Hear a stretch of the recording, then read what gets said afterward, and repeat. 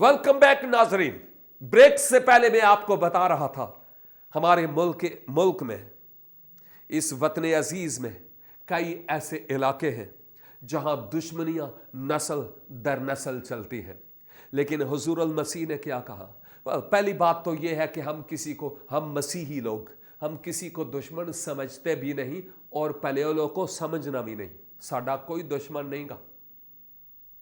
जो दुश्मन है वो हमारा वो फील्ड है जिनको हम शायद दुश्मन समझते हो, आप समझते हो, वो है जिनमें जाकर हमने मसीह की मोहब्बत का इश्तिहार देना है। हमारा कोई दुश्मन नहीं है मगर एक है और वो है इब्लीस, शैतान। इसके अलावा कोई इंसान, कोई सियासी पार्टी, कोई मजहबी पार्टी हमारी दुश्मन नहीं है। यह वो हमारा फील्ड है जिसमें खुदा ने हमें भेजा कि जाएं और उनमें जाकर इस खुशखबरी की मनादी करें, इस खुशखबरी की गवाही दें और इस खुशखबरी का इश्तिहार दें। ये तो वो लोग हैं। ताहम मसीहा ने यह कहा, अपने दुश्मनों से मोहब्बत। दुनिया क्या कहती है? दुश्मना दा बेड़ा गर्क कर दो। लेकिन मसीहा ने क्या कहा?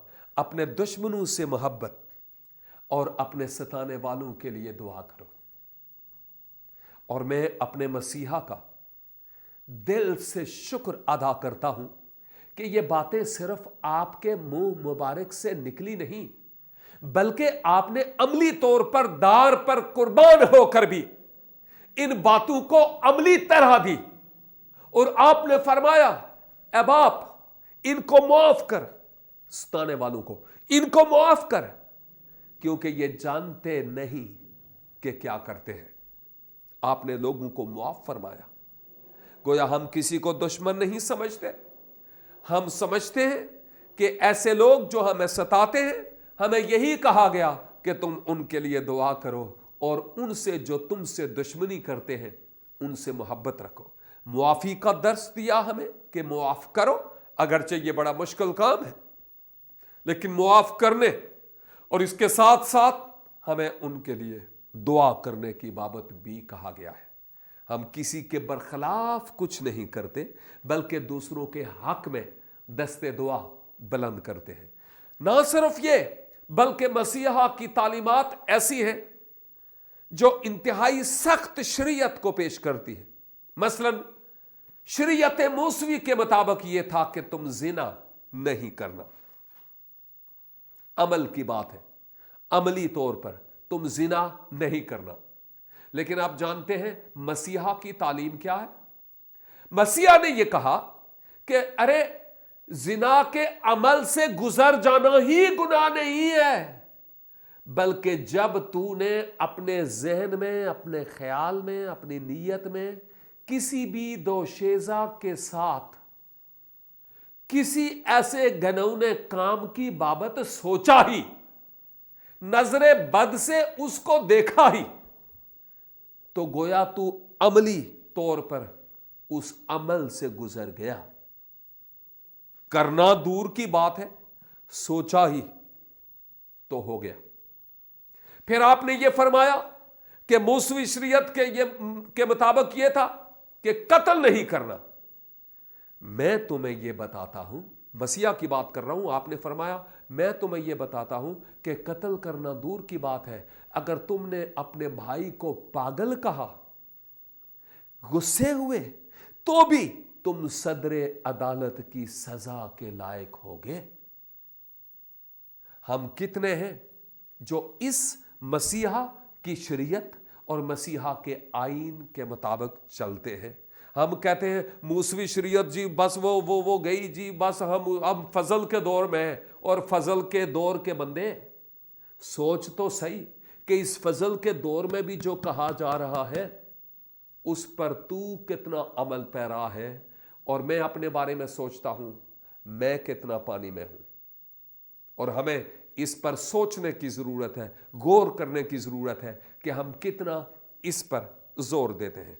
इसके बाद बहुत सारी और बातें हैं जिन पर इस वक्त मैं आना नहीं चाहता, जो आपकी तालीमात हैं और बिल्कुल मुनफरद तालीमात हैं। आपने हमें नेक काम करके फिरदौस के हुसूल की बाबत नहीं कहा, کیونکہ یہ ریاکاری میں شامل تھے، لیکن آپ نے پہلے ہمارے انجن کو تبدیل ہونے کی بات کی کہ جب دل تبدیل ہوگا تو ایکشن خود بخود تبدیل ہوں گے۔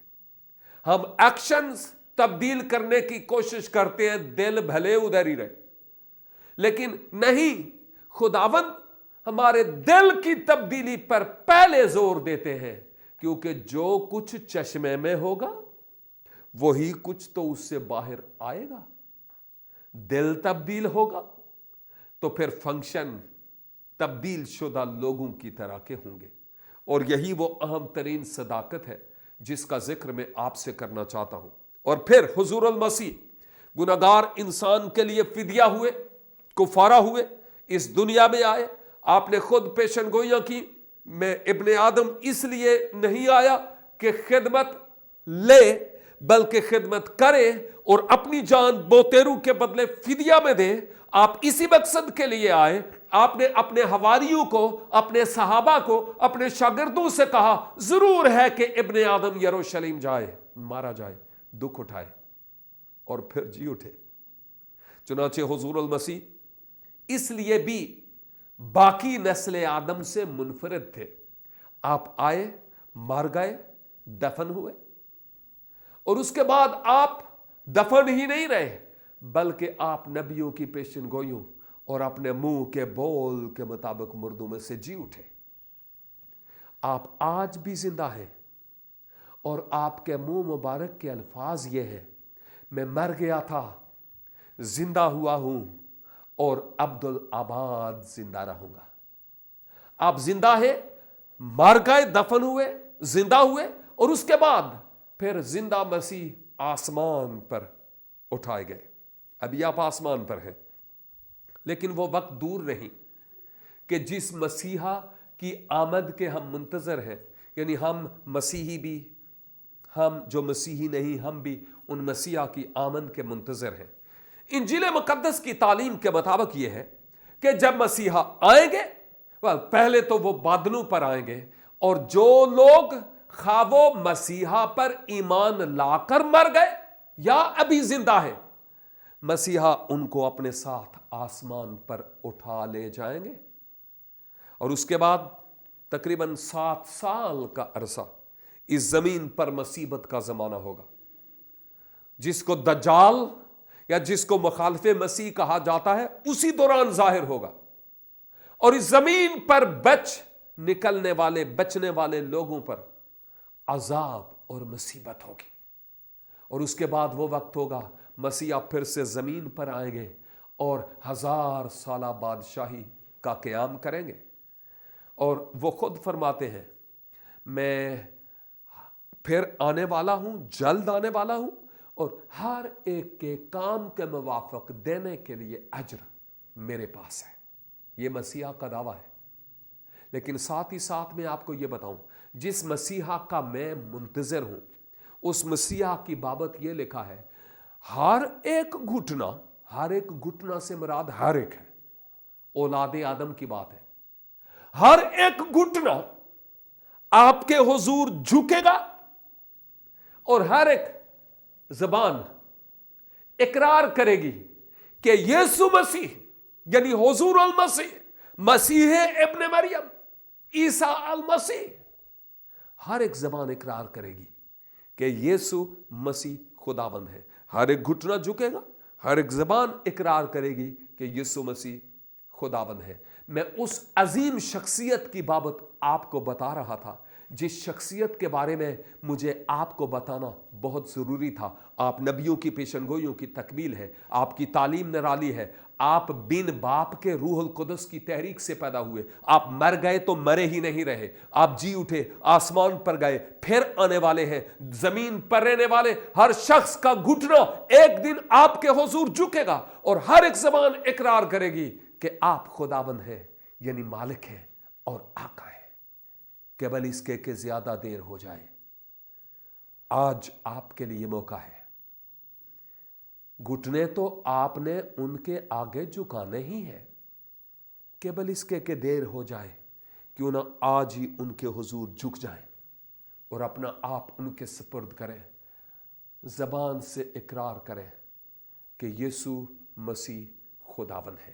میں آپ کے لیے دعا کرنا چاہتا ہوں، کوئی لمبی چوڑی دعا نہیں کروں گا۔ اگر آپ صدقے دل سے مسیحا کو راہ، حق اور زندگی کے طور پر قبول کرنا چاہتے ہیں، ان پر ایمان لانا چاہتے ہیں، اپنا دل ان کو دینا چاہتے ہیں، اپنے نجات دہندہ اور خداوند کے طور پر قبول کرنا چاہتے ہیں، اپنی آنکھیں بند کر لیں، اپنے سر جھکا لیں اور آئے ہم دعا کریں۔ رب العزت تیرا شکر ہو کہ تو نے حضور المسیح کی ذات کے بارے میں آج ہم پر بھید کھولے ہیں۔ ان باتوں کے لیے ہم سارا عزت اور جلال تجھے ہی دیتے ہیں۔ میرے اس بھائی کو، بہن کو، بیٹے کو، بیٹی کو، بزرگ کو جس نے آج حیات المسیح کی بابت سنا ہے، توفیق عنایت فرما کہ وہ تجھے اپنا تن من دھن دے سکے اور اس کے وسیلے سے تیرے نام کو عزت اور جلال ملے۔ اپنے خادم کی اس وقت کی دعا، منت اور شکر گزاری کو سن اور قبول کر۔ خداوند یسوع مسیح کا نام لے کر ہم یہ دعا مانگتے ہیں، آمین۔ خداوند خدا آپ کو برکت دے اور آپ آئندہ بھی نئے نئے پروگرامز لے کر ہم حاضر ہوتے رہیں گے، دیکھتے رہیے۔ اور اب بھی صرف گواہی ٹیلی ویژن پر دیکھتے رہیے پروگرام چراغ راہ۔